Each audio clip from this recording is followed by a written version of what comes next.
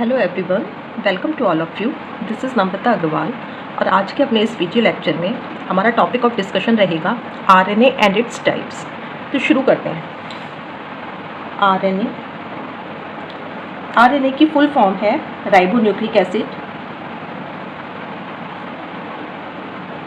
It's a type of nucleic acid. As far as structure of RNA is considered, it is polymer of ribonucleotides.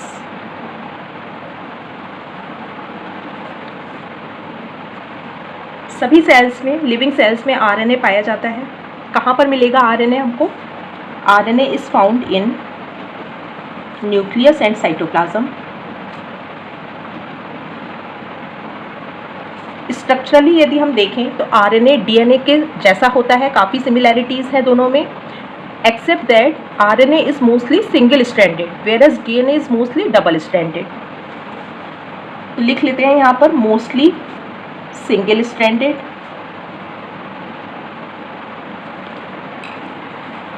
Structure की बात करें RNA के, तो structure of nucleic acid वाले video में मैंने RNA और डीएनए दोनों के स्ट्रक्चर के बारे में डिस्कस किया है। यहाँ पर हम मोटी मोटी एक बार बात जान लेते हैं कि RNA is made up of pentose sugar plus nitrogenous base and phosphate group. ठीक है, तो ये क्या है? एक न्यूक्लियोटाइड है। राइबोज शुगर यहाँ पर होती है और नाइट्रोजनस बेसिस कौन कौन से होते हैं? Adenine, uracil, guanine and cytosine. Thymine is absent. ठीक है, ऐसे ही बहुत सारे न्यूक्लियोटाइड मिलके आरएनए की चेन की फॉर्मेशन करते हैं। Primary function of RNA in protein synthesis. इसके अलावा आरएनए का स्ट्रक्चरल,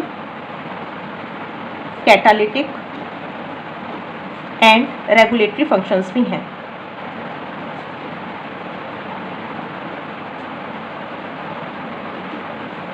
ये अभी हम आगे जैसे बढ़ेंगे तो इन सभी फंक्शंस के बारे में हम बात करेंगे। ठीक है, अब क्लासिफिकेशन के बारे में बात कर लेते हैं कि आरएनए को हम कैसे क्लासिफाई कर सकते हैं। क्लासिफिकेशन या types of RNA.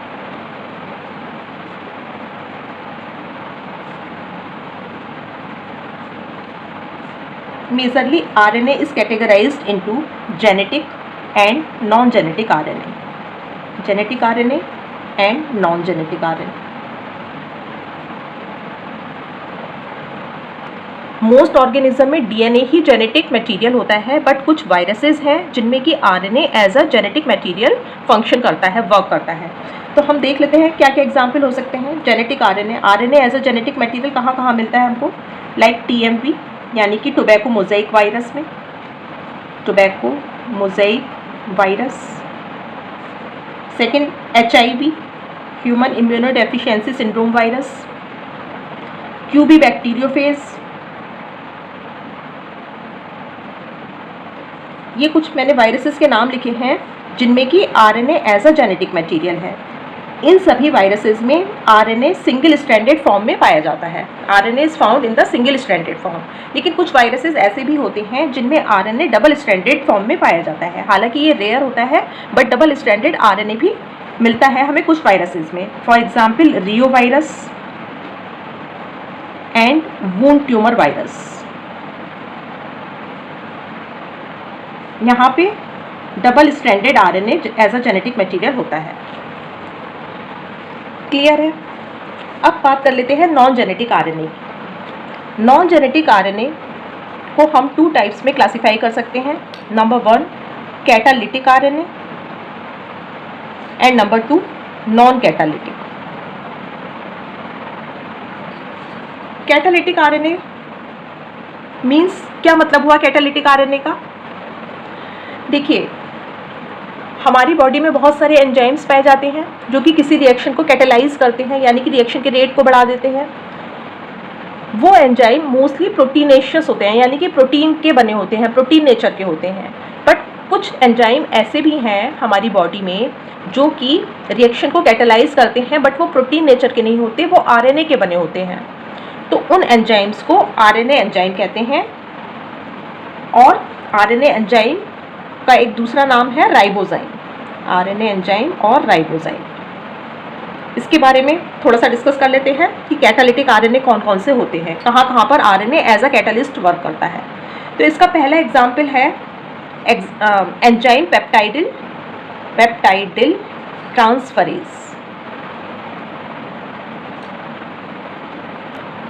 This enzyme catalyze the addition of amino acid in the synthesis of polypeptide chain. Protein synthesis के टाइम पर एमिनो एसिड्स को जोड़ने में हेल्प करता है। एमिनो एसिड्स को जुड़कर क्या बनेगा, फिर पॉलीपेप्टाइड चेन बनेगी। तो वो पेप्टाइडिल ट्रांसफरेज एंजाइम की हेल्प से ये रिएक्शन प्रोसीड होती है। अब ये एंजाइम पेप्टाइडिल ट्रांसफरेज कहाँ मिलता है? It is found in large सब unit of ribosome.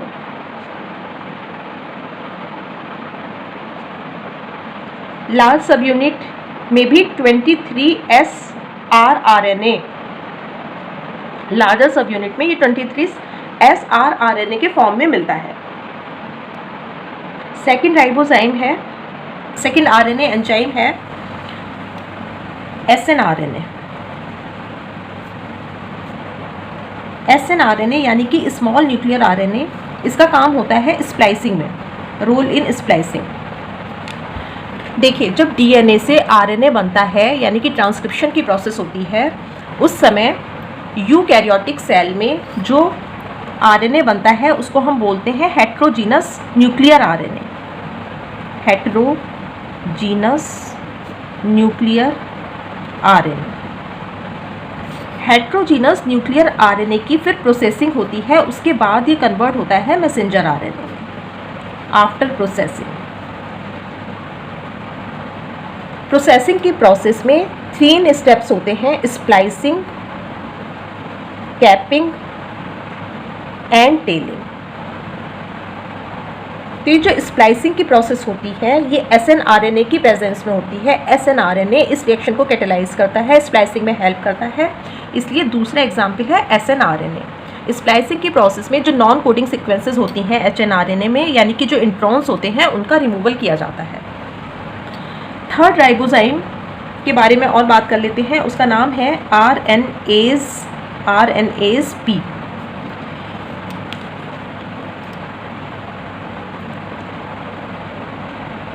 This enzyme is responsible for processing of transfer RNA। ठीक है, ट्रांसफर आरएनए जब बनता है तो उसकी प्रोसेसिंग इस एंजाइम के थ्रू होती है। ये भी एक आरएनए एंजाइम है। तो यहाँ पर हमने 3 आरएनए एंजाइम के बारे में बात करी, पेप्टाइडिल ट्रांसफरेज जो कि बहुत इंपॉर्टेंट है, SNRNA और RNase P। तो ये तो हो गए नॉन जेनेटिक आरएनए के कैटालिटिक आरएनए के बारे में हमने बात कर ली। अब दूसरा है नॉन कैटालिटिक आरएनए, जिसके बारे में आपको डिटेल में पढ़ना है। नॉन कैटालिटिक आरएनए के बारे में ही हमको पढ़ना है ठीक से। तो इसमें क्या क्या आ जाएगा नॉन कैटालिटिक आरएनए में?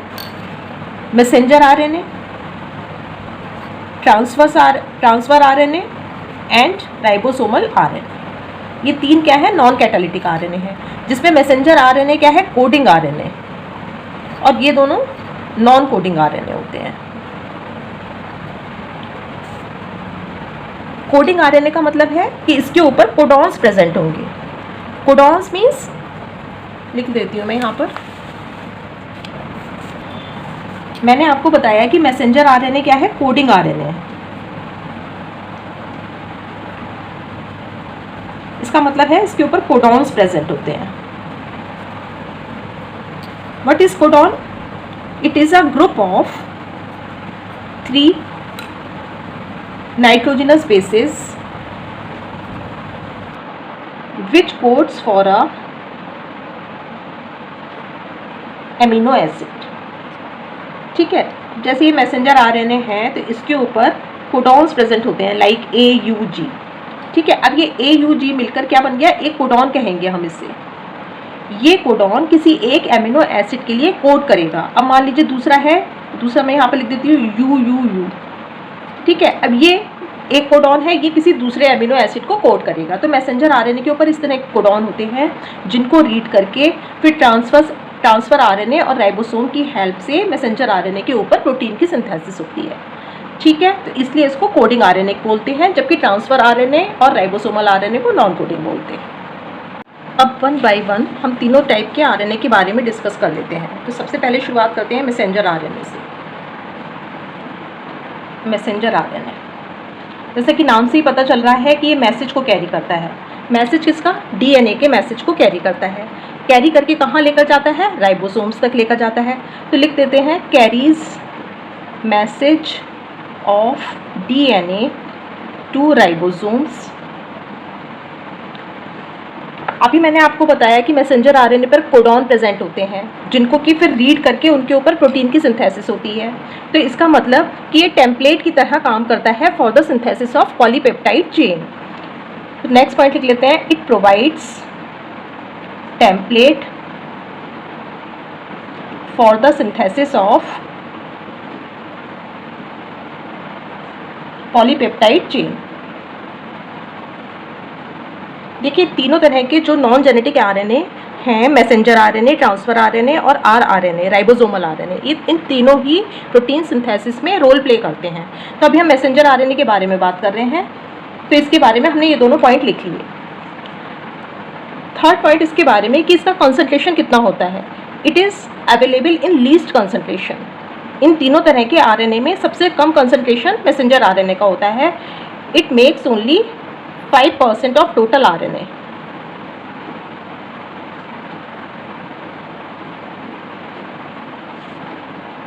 It is least stable RNA.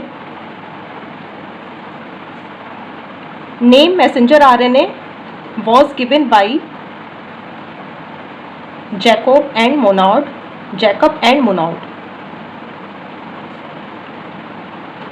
जिन्होंने की ओपेरॉन मॉडल भी दिया था। आप आगे पढ़ेंगे इसी लेसन में।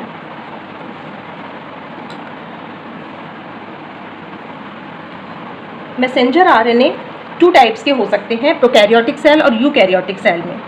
तो messenger RNA is of 2 types. Number 1 monocistronic and second one is polycistronic messenger RNA. Monocistronic RNA is the feature of eukaryotic cell, found in eukaryotic cell, जबकि polycistronic is the feature of prokaryotic cell। तो ये prokaryotic cell में मिलेगा। क्या मतलब है इसका? देखिए मोनोसिस्ट्रॉनिक RNA का मतलब है कि इस मैसेंजर RNA से सिर्फ एक पॉलीपेप्टाइड चेन की सिंथेसिस होगी, जबकि पॉलीसिस्ट्रॉनिक मैसेंजर आरएनए एक ही मैसेंजर आरएनए से एक से ज़्यादा पॉलीपेप्टाइड चेन की सिंथेसिस होगी। दोनों का स्ट्रक्चर बना लेते हैं। मोनोसिस्ट्रॉनिक आरएनए बनाकर दिखाती हूँ यहाँ मैं आपको। देखिए ये बना रही हूँ मैं मैसेंजर आरएनए, 5 प्राइम एंड और 3 प्राइम एंड। 5 प्राइम एंड पे और 3 प्राइम एंड पे कुछ अनट्रांसलेटेड रीजन होते हैं जिनको कि यूटीआर बोलते हैं। यूटीआर, ये 5 प्राइम एंड का यूटीआर है, ये वाला है 3 प्राइम एंड का यूटीआर है, यानी कि अनट्रांसलेटेड रीजन,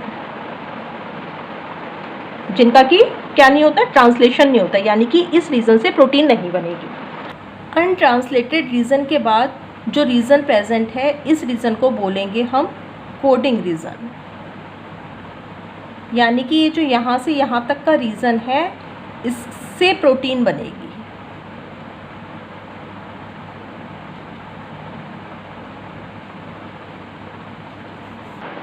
इसके अलावा मोनोसिस्ट्रॉनिक आरएनए में 5 प्राइम एंड पर एक कैप लगी होती है। ये क्या है? कैप है। कैप किसकी बनी होती है? 7 मिथाइल ग्वानोसिन ट्राइफॉस्फेट की कैप लगी होती है मोनोसिस्ट्रॉनिक आरएनए में, यानी यूकैरियोटिक सेल के आरएनए में। और 3 प्राइम एंड पर एक टेल भी यहाँ पर प्रेजेंट होती है। टेल किसकी होती है? पॉली एडेनिन टेल होती है, पॉली एडेनोसिन टेल। तो इसको हम बोलते हैं पॉली ए टेल। तो कोडिंग रीजन क्या है यहाँ पर, एक है ये, और इस कोडिंग रीजन से पॉलीपेप्टाइड चेन की सिंथेसिस हो रही है, यानी कि प्रोटीन सिंथेसिस हो रही है, यानी कि एक ही सिस्ट्रॉन प्रेजेंट है, इसीलिए इसको हमने बोला मोनोसिस्ट्रॉनिक आरएनए। अब पॉलीसिस्ट्रॉनिक एमआरएनए का स्ट्रक्चर यदि हम बनाएं तो उसमें एक से ज़्यादा कोडिंग रीजन प्रेजेंट होंगे सिंगल एमआरएनए में, तो उसका स्ट्रक्चर भी बना लेते हैं। वहाँ पर क्या होगा, 5 प्राइम एंड पर कैप और 3 प्राइम एंड पर टेल एब्सेंट होगी, और कोडिंग रीजन एक से ज़्यादा होंगे, ये डिफरेंस है। बनाकर देख लेते हैं। ये बना लिया हमने 5 प्राइम एंड, ये बना लिया हमने 3 प्राइम एंड। यहाँ पर भी क्या होगा, इसमें अनट्रांसलेटेड रीजन होगा 5 प्राइम एंड पर, 5 प्राइम एंड यूटीआर, और ये क्या है 3 प्राइम एंड यूटीआर। अब इसके बाद क्या होगा, इसमें ये कोडिंग रीजन है, दूसरा कोडिंग रीजन बना लिया हमने, एंड ये बना लिया हमने थर्ड कोडिंग रीजन। ठीक है, पूरे ही बना देते हैं इसको। तो इस वाले रीजन से एक प्रोटीन की सिंथेसिस होगी, protein 1, this region synthesize protein 2 and this region will synthesize protein 3। Sorry, ठीक है, 3 कोडिंग रीजन है, यानी कि प्रोकैरियोटिक सेल का जो जीन होता है वो पॉलीसिस्ट्रॉनिक होता है। प्रोकैरियोटिक सेल में जीन जो है क्लस्टर में पाए जाते हैं, जीन छोटे छोटे होते हैं, तो उन सब का जो ट्रांसक्रिप्शन होता है वो एक ही मैसेंजर आरएनए में हो जाता है, और उस मैसेंजर आरएनए से, एक ही मैसेंजर आरएनए से एक से ज़्यादा प्रोटीन की सिंथेसिस होती है, इसलिए प्रोकैरियोटिक जीन को पॉलीसिस्ट्रॉनिक जीन बोलते हैं। प्रोटीन 3 हो गई यहाँ पर ये, और ये जो बीच में रीजन्स ये प्रेजेंट हैं, ये बोलते हैं इनको इंटरसिस्ट्रॉनिक रीजन्स। इंटरसिस्ट्रॉनिक रीजन्स जो है अनट्रांसलेटेड होते हैं, यानी कि इनसे प्रोटीन की सिंथेसिस नहीं होती, इट मीन्स कि ये नॉन कोडिंग होते हैं। तो 2 सिस्ट्रॉन के बीच में intercistronic regions are present between 2 cistrons. Clear है? तो ये हमने पढ़ लिया मैसेंजर आरएनए के बारे में, क्या काम होता है, डीएनए के मैसेज को कैरी करता है और टेम्पलेट प्रोवाइड करता है for the synthesis of polypeptide chain. अब सेकंड है ribosomal RNA.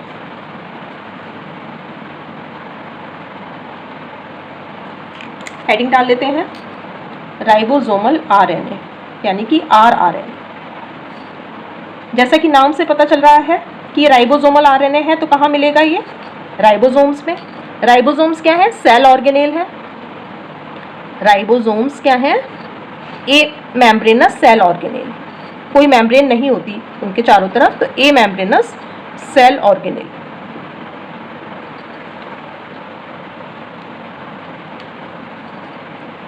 Ribosomal RNA most abundant है, यानी कि जितने टाइप के भी आरएनए पाए जाते हैं उनमें सबसे ज़्यादा अमाउंट राइबोसोमल आरएनए का होता है। They makes 80% of the total RNA. They are the most stable RNA. और ये insoluble RNA भी इनको हम बोलते हैं। क्यों बोलते हैं insoluble RNA? Because they are insoluble in NaCl solution. अगर हम NaCl के सॉल्यूशन में इनको रखें तो ये उसमें घुलते नहीं हैं। Insoluble in NaCl solution. Found in ribosome. ठीक है, राइबोसोम का स्ट्रक्चर कैसा होता है, राइबोसोम में 2 सब यूनिट होती हैं, एक स्मॉलर सब यूनिट और एक लार्जर सब यूनिट। स्मॉलर सब unit and this is larger सब यूनिट, दिस इज राइबोसोम। तो राइबोसोम जो है किससे मिलकर बना होता है, न्यूक्लिक एसिड प्लस प्रोटीन। ये क्या है, राइबोसोम के कॉन्स्टिट्यूएंट्स हैं। देखिए राइबोसोम, राइबोन्यूक्लिक एसिड लिखिए यहाँ पर, राइबोन्यूक्लिक एसिड यानी कि आरएनए, और आरएनए भी कौन सा, राइबोसोमल आरएनए, और प्रोटीन कौन सी, राइबोसोमल प्रोटीन के मिलने से एक राइबोसोम बनता है। अब राइबोसोम के बारे में जान लेते हैं। राइबोसोम को हम प्रोटीन फैक्ट्री बोलते हैं। प्रोकैरियोटिक सेल और यूकैरियोटिक सेल में राइबोसोम्स में थोड़ा डिफरेंस पाया जाता है। कैसे? देखिए, ribosome are of two types in prokaryotic cell, in eukaryotic cell 70S and 80S. 70S type of ribosomes found in prokaryotic cell and 80S found in eukaryotic cell. Prokaryotic cell के अलावा 70S type of ribosomes also found in mitochondria and chloroplast. यहाँ पर जो S लिखा है, इसका क्या मतलब है? S का मतलब है सेडिमेंटेशन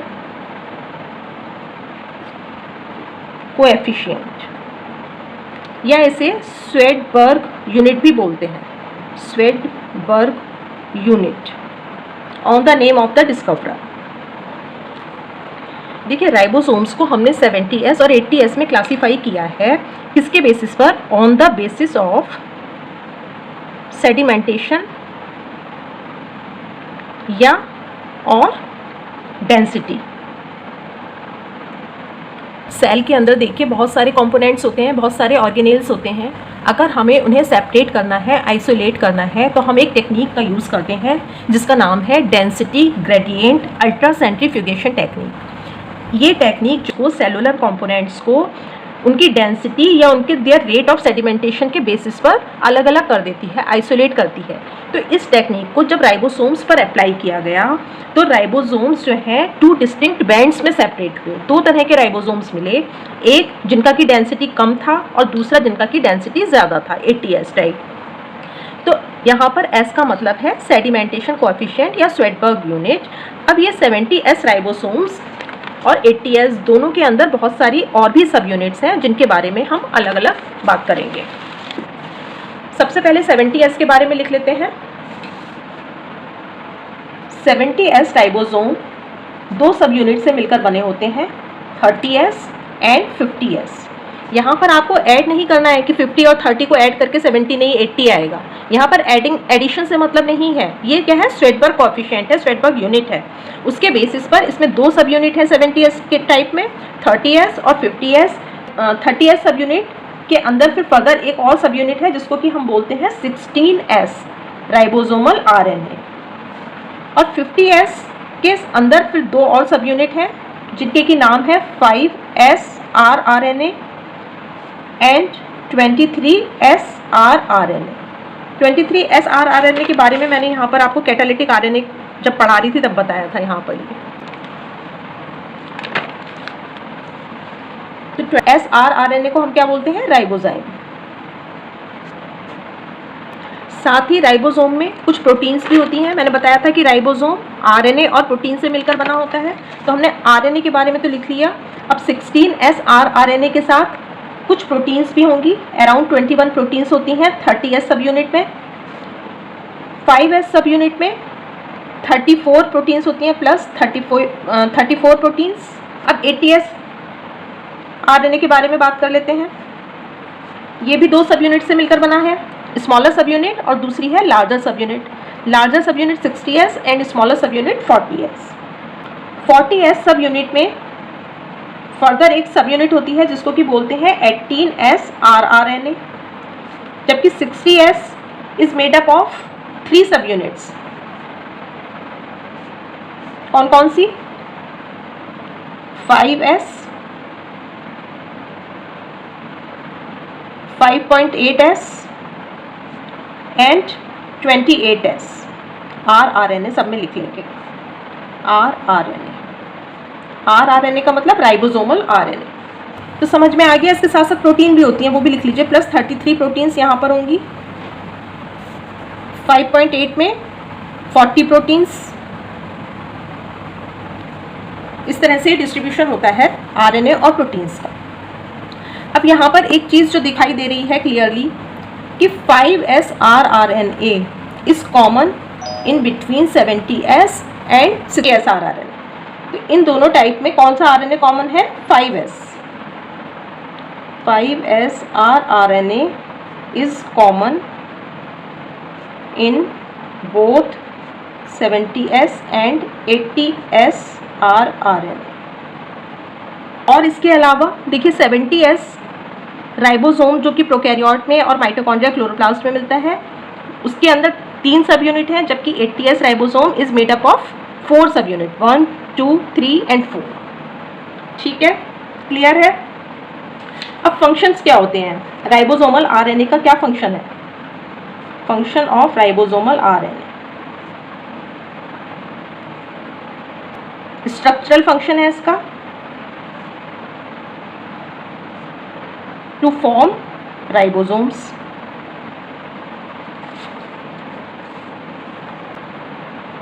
दूसरा इसका फंक्शन है कैटालिटिक।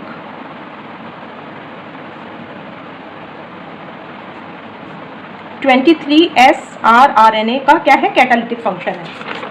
पीछे बताया था मैंने यहाँ पर आपको, ये देखिए 23S RNA जो कि 70S राइबोसोम की लार्जर सब यूनिट का कंपोनेंट है, ये पेप्टाइडिल ट्रांसफरेज एंजाइम में पाया जाता है। और पेप्टाइडिल ट्रांसफरेज एंजाइम का क्या काम होता है? ये अमीनो एसिड्स को जोड़ने में हेल्प करता है during the time of protein synthesis. तो RNA का स्ट्रक्चरल फंक्शन भी है और कैटालिटिक फंक्शन भी है। क्लियर हो गया। Now next type of RNA is transfer RNA, tRNA। tRNA को हम बोलते हैं ट्रांसफर RNA। क्यों बोलते हैं ट्रांसफर RNA? क्योंकि ये अमीनो एसिड को ट्रांसफर करता है, अमीनो एसिड को साइटोप्लाज्म से उठाकर मैसेंजर RNA तक लाता है, इसलिए इसको हम बोलते हैं ट्रांसफर RNA। एक और नाम है इसका, it is soluble RNA। Important है, पूछा जाता है कि सॉल्युबल RNA किसे कहते हैं, क्योंकि ये NaCl के सॉल्यूशन में सॉल्युबल है। थर्ड नाम है इसका adapter RNA, adapter RNA। Adapter इसको इसलिए कहते हैं because it helps in transfer of amino acid, इसलिए इसको एडेप्टर बोलते हैं, ट्रांसफर बोलते हैं और सॉल्युबल RNA बोलते हैं। It makes 10 to 15% of the total RNA। It is the smallest RNA having complex structure. इसका स्ट्रक्चर कॉम्प्लेक्स है, 2 टाइप्स के स्ट्रक्चर इसमें हम पढ़ेंगे। It is discovered by Hoagland.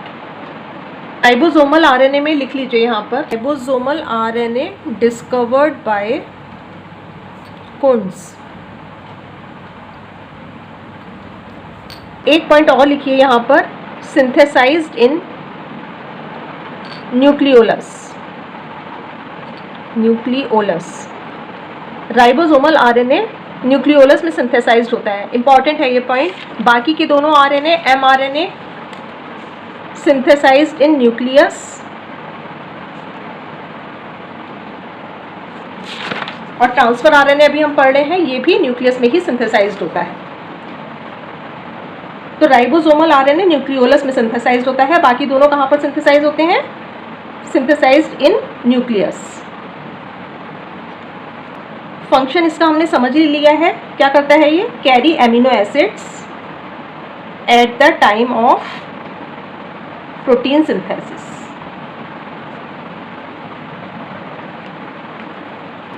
अब ट्रांसफर RNA के हमें 2 तरह के स्ट्रक्चर पढ़ने हैं। एक तो है इसका 2 dimensional structure,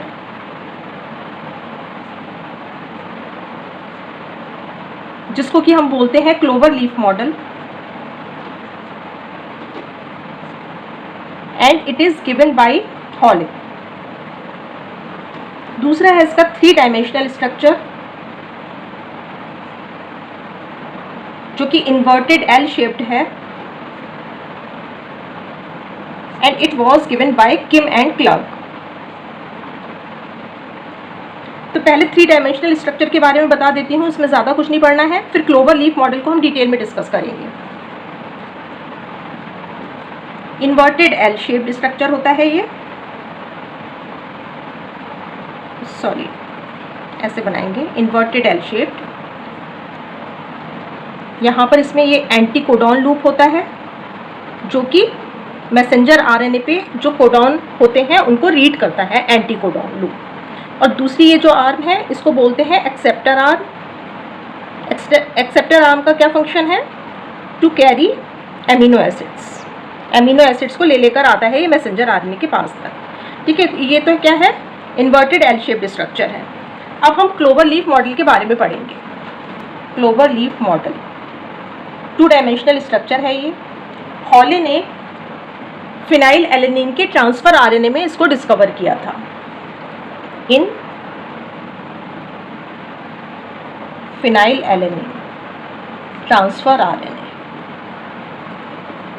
Clover leaf model of transfer RNA consists of 3 loops and 1 acceptor arm। तो इसको अब हम ड्रॉ करने जा रहे हैं, यहाँ पर बना लेते हैं इसको। 5 प्राइम एंड से बनाएंगे।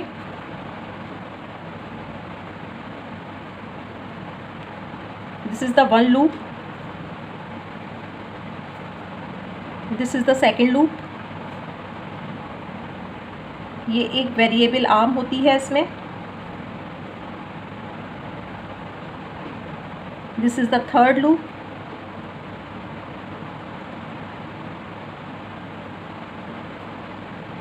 This is the 3 prime end।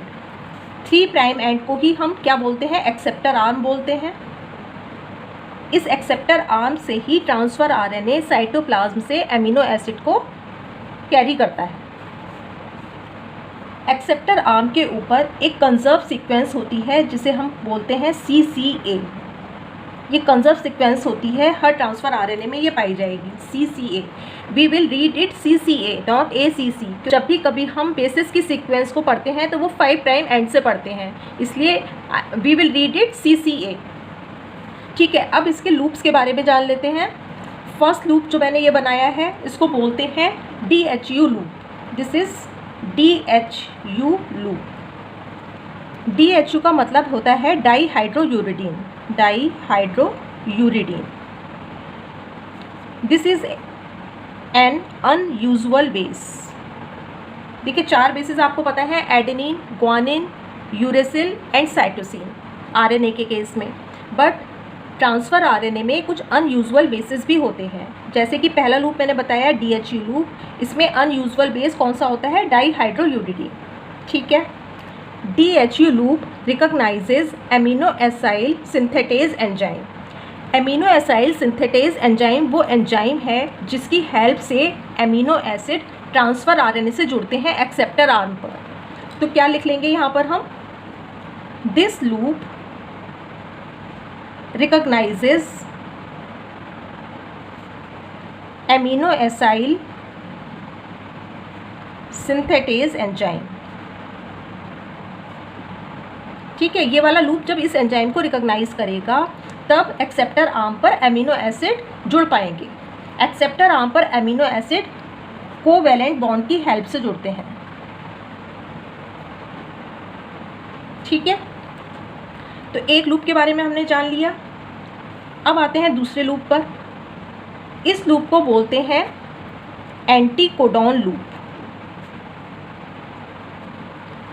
Anticodon loop के ऊपर एंटीकोडॉन होते हैं, ये 3 एंटीकोडॉन हैं, और ये 3 एंटीकोडॉन जो हैं मैसेंजर आरएनए के ऊपर जो कोडॉन्स होते हैं उनके कॉम्प्लीमेंट्री होते हैं। फॉर एग्जांपल अगर मैसेंजर आरएनए के ऊपर सीक्वेंसेस हैं AUG, तो एंटीकोडॉन लूप के ऊपर क्या सीक्वेंसेस होंगी, UAC। ठीक है, तो ये दोनों आपस में कॉम्प्लीमेंट्री होते हैं। मैसेंजर आरएनए पर कोडॉन्स प्रेजेंट होते हैं, इसलिए हमने ट्रांसफ़र आरएनए के कॉम्प्लीमेंट्री को बोल दिया एंटीकोडॉन। इस लूप में भी एक अनयूजुअल बेस होता है जिसे बोलते हैं आइनोसाइटोल। अनयूजुअल बेस एक इसमें भी होता है। एंटीकोडॉन लूप के पास ऑलवेज 7 बेसेस होते हैं। 3 ये हो गए और 2 ये, 2 इधर बना दिए मैंने, 2 इधर बना दिए, तो टोटल 7 बेसेस होते हैं। Total 7 bases. Next is variable arm. Function इसका नोन नहीं है। Third loop is known as T-Psi-C loop. T-Psi-C loop का मतलब है thymidine, pseudouracil and cytidine loop. यहाँ पर जो स्यूडो यूरेसिल है ये क्या है, अनयूजुअल बेस है। लिख देती हूँ मैं यहाँ पर T psi C loop pseudo uridine unusual base. कैसे बनता है ये, देखिए स्ट्रक्चर ऑफ न्यूक्लिक एसिड पढ़ाते वक्त मैंने बताया था कि शुगर और नाइट्रोजिनस बेस के बीच में बॉन्डिंग होती है। शुगर का C1 पोजीशन और नाइट्रोजिनस बेस अगर पिरिमिडीन है तो उसकी N1 पोजीशन के बीच में बॉन्ड बनता है। बट यहाँ पर क्या है, जो बॉन्ड बन रहा है पेंटोज शुगर की तो फर्स्ट पोजीशन ही है, शुगर की फर्स्ट कार्बन, एंड यूरेसिल की C5 पोजीशन के बीच में बॉन्ड बन रहा है। N1 पोजीशन के बजाय C5 पोजीशन के बीच में बॉन्ड बन रहा है, इसलिए यहाँ पर ये अनयूजुअल बेस स्यूडो यूरिडीन की फॉर्मेशन हो रही है। ठीक है, तो इस वाले लूप का क्या फंक्शन है, this loop recognises ribosomes at the time of protein synthesis. Ribosome को रिकॉग्नाइज करने का काम ये वाला लूप करता है। एक्सेप्टर आर्म से एमिनो एसिड को कैरी कर रहा है tRNA. T psi C loop ribosome को रिकॉग्नाइज करने का काम कर रहा है। Anti codon loop messenger RNA के कोडॉन के साथ में पेयरिंग करेगा। और डीएचयू लूप क्या कर रहा है, एमिनो एसाइल सिंथेटेज एंजाइम को रिकॉग्नाइज कर रहा है, जिसकी वजह से एक्सेप्टर आर्म पर एमिनो एसिड जुड़ सकें कोवेलेंट बॉन्ड की हेल्प से। ठीक, तो सारे लूप्स का काम आपने समझ लिया। ट्रांसफर आरएनए के मॉडल में आप देख रहे हो कि डाईहाइड्रोयूरिडीन अनयूजुअल बेस है, यहाँ पर आइनोसाइटॉल है, यहाँ पे स्यूडो यूरेसिल है। मतलब इतने सारे अनयूजुअल बेस हैं, तो इनका क्या मतलब है, क्यों है, क्या रीज़न है इसके पीछे। इन अनयूजुअल बेसिस की वजह से ट्रांसफ़र आरएनए साइटोप्लाज्म में प्रोटेक्टेड रहता है, नहीं तो इसका साइटोप्लाज्म में जो बहुत सारे न्यूक्लियेजेस होते हैं उनसे डाइजेस्ट हो सकता है। तो डाइजेशन से बचने के लिए अनयूजुअल बेस इसकी हेल्प करते हैं। ट्रांसफ़र आरएनए के ये सारे लूप्स और एक्सेप्टर आर्म को आप एक कोड की हेल्प से याद रख सकते हो। आप ऐसे लिख सकते हो उसे, डेटा मतलब dihydrouridine loop, anticodon loop, T psi C loop and acceptor arm. याद रहेगा ना ऐसे, dihydrouridine loop, anticodon loop, T psi C loop and acceptor arm. अब कुछ इंपॉर्टेंट बातें ट्रांसफ़र आरएनए के बारे में और जान लेते हैं हम। देखिए आरएनए क्या है, सिंगल स्ट्रैंडेड स्ट्रक्चर होता है, बट कभी कभी आरएनए जो सिंगल स्ट्रैंडेड है वो अपने अंदर ही अंदर बॉन्ड बना लेता है। सिंगल स्ट्रैंडेड स्ट्रक्चर इस तरह से फोल्ड होता है कि उसमें आपस में बॉन्डिंग हो जाती है। इस टाइप की बॉन्डिंग को इंट्रा स्ट्रैंड पेयरिंग कहते हैं। ये यहाँ पर क्या है, आरएनए का स्ट्रैंड है, इनके बीच में ये क्या है, हाइड्रोजन बॉन्ड्स हैं।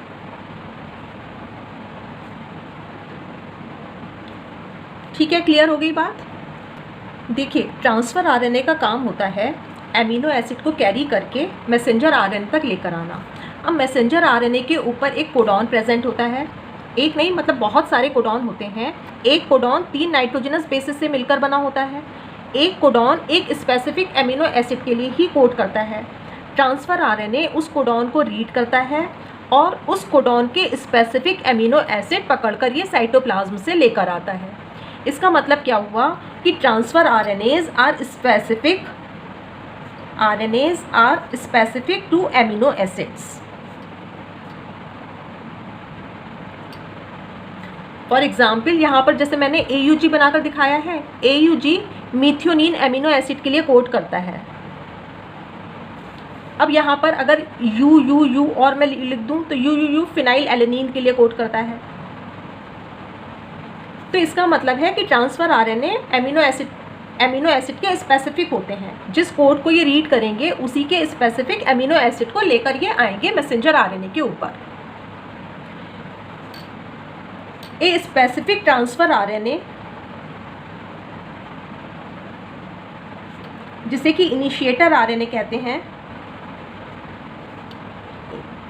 Initiator transfer RNA initiates the process of translation जब ट्रांसलेशन की प्रोसेस शुरू होने वाली होती है तो उसके लिए, उसको शुरू करने के लिए स्पेसिफिक ट्रांसफ़र आरएनए होता है। उस ट्रांसफ़र आरएनए को इनिशिएटर ट्रांसफ़र आरएनए कहते हैं।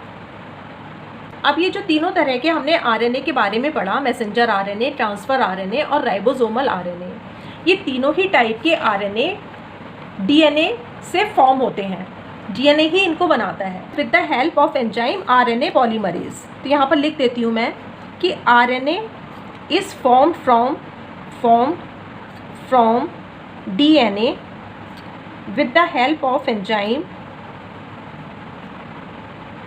RNA polymerase. आरएनए पॉलीमरेज ही वो एंजाइम है जो कि आरएनए को बनाता है। कहाँ से? डीएनए से बनाता है। अब ये आरएनए पॉलीमरेज जो है प्रोकैरियोट और यूकैरियोटिक सेल में अलग अलग तरह के होते हैं। प्रोकैरियोटिक सेल में तो एक ही तरह का आरएनए होता है। इसको नेक्स्ट पेज पर ले चलते हैं हम, यहाँ आएगा नहीं। आरएनए पॉलीमरेज एंजाइम के बारे में थोड़ा सा बता देती हूँ मैं आपको। In prokaryotes and in eukaryotes अलग अलग होते हैं। प्रोकैरियोट्स में तो एक ही टाइप का होता है, only one type of RNA polymerase, जो कि सभी तरह के आरएनए की सिंथेसिस करता है, यानी कि synthesize ribosomal RNA, messenger RNA and transfer RNA. जबकि यूकैरियोट्स में 3 तरह के आरएनए पॉलीमरेज होते हैं, 3 टाइप्स। कौन कौन से? RNA pol 1, RNA pol 2, RNA pol 3। अब 3 तरह के आरएनए हैं। जो मेन आरएनए है वो 3 तरह के हैं। तो आरएनए पॉल 1 सिंथेसाइज क्या करता है? ये यूकैरियोटिक राइबोसोमल आरएनए बनाता है, एक्सेप्ट 5S rRNA। देखो यूकैरियोटिक rRNA मैंने आपको बताए थे 18S, 5S, 5.8S और 28S। तो 5S को ये नहीं बनाता है आरएनए पॉल 1, बाकी सभी को आरएनए पॉल 1 बनाएगा। आरएनए पॉल 2 क्या करेगा? Forms heterogeneous nuclear RNA. Heterogeneous nuclear RNA it is precursor of messenger RNA. Messenger RNA का प्रिकर्सर है। यूकैरियोटिक सेल में जब ट्रांसक्रिप्शन होता है तब पहले हेट्रोजीनस न्यूक्लियर आरएनए बनता है, जिसकी प्रोसेसिंग के बाद मैसेंजर आरएनए बनता है।